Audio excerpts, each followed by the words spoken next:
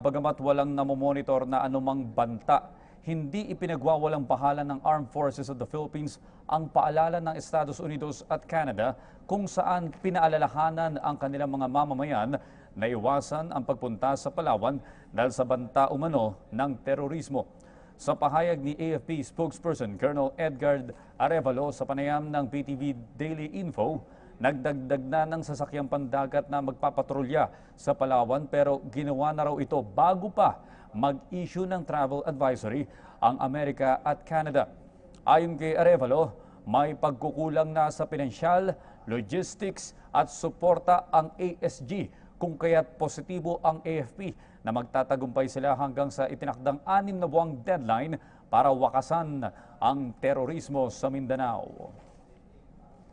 At yan po naman ang aming mga nakalap na balita at impormasyon.